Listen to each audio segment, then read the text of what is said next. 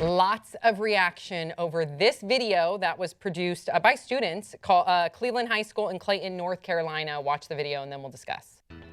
Howdy, folks. My name is Wayne Stewart, and I'm the host of So You Think You're Prom Propriate. Today we're going to review what you should and should not wear to prom. Let's introduce the judges.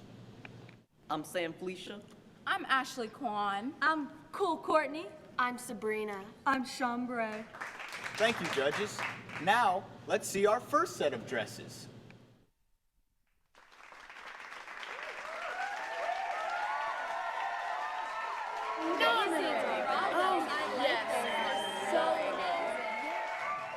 So the judges like those dresses. How about these?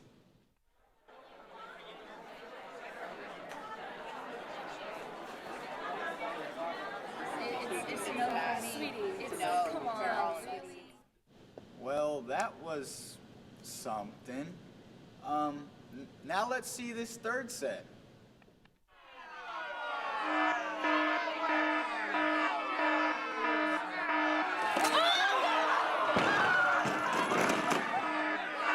To summarize where some people thought this went wrong, according to Life editor Steve Bramucci and uprocks.com, it says the problem, of course, isn't that the dress code is sexist in itself, but the fact that both a video and a rating system were introduced targeting the appropriateness of women's dress is. And then there's a lot of people just pointing out this how sexist this was. I didn't think this was that bad.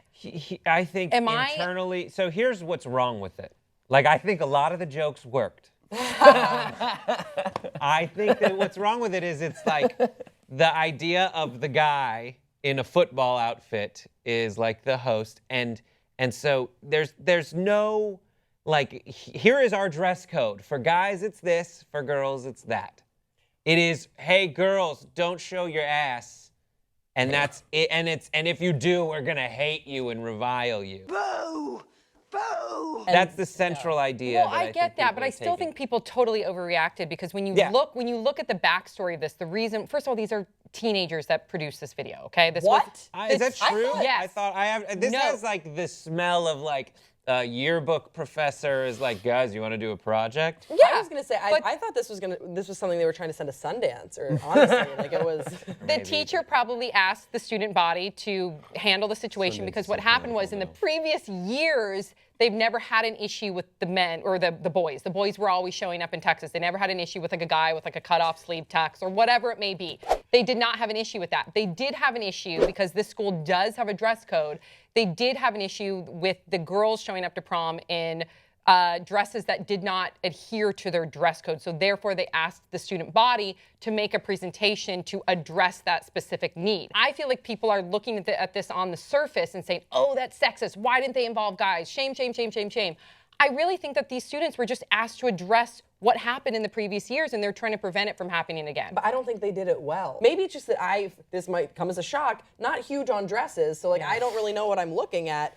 But it was like, they all kind of looked the same to me. Like one of them was blue and one of them was yellow. Don't wear the yellow one. Like, or like backs. Don't have them, ladies.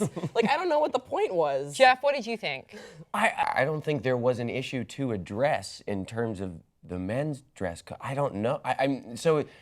There was only one issue, but like by addressing that, they were not addressing the other one. So it's But see, that's the problem with social media. We see one little blip of one video without researching and finding out that this school has had an issue and have talked to the students, and it never was with the boys. And of course, then you can get into like dress codes and how come like the girls have a dress code and the guys, whatever. Right. But in this specific case, they did not have an issue with guys altering the tuxedo. The guys were showing up in tuxedo. The girls were showing up in dresses that didn't adhere to the dress code. So I just feel like that sometimes on social media, people react so quickly without trying to figure out that these students were asked a specific thing to do, and people assume, oh, how come you didn't include the men in it? People are mad at them for not including the men in the video. That's and if it was that way, if in the previous dances, guys were showing up in like cropped shorts or like cropped, like jackets. Right. Like Are they coming naked? I would say, you know what, that is sexist. Why are they only why are they only, I get that. Fingering, finger pointing at the women? When stuff like this comes up, folks are gravitating toward the idea of the difficult position that a lot of girls are in when they're in high school. and they have all the best intentions to be like, listen, a lot of women's bodies are objectified. And they're held to a different standard. Guys just get to wear a tuxedo and that's it. They don't have to spend, like it literally took me 15 minutes to get ready for prom. And I didn't have to wait for my date because I didn't have one. It's not true, I totally did. Don't worry about it. Yeah, he was like prom king. I don't want to get into it, but go ahead. No, but so just all the shit that women have to go through. And this is the impulse behind this is an impulse to make it better for them. I get it though. Like I watch it and I'm like, on the one hand, of course there isn't one for the guys because there's nothing to talk about. But the fact that all the focus goes on what the women are wearing, and maybe the idea that like, what is a problem? Why can't I just be myself? What's that? A prom dress? Against a backdrop of people who are intentionally breaking the laws to be the rules to be shits, and that are like probably in a misguided attempt to get attention, showing off too much skin, trying to navigate those waters to find out like, what's the right video to make, especially when these are not the Sundance filmmakers and have never done anything like this before.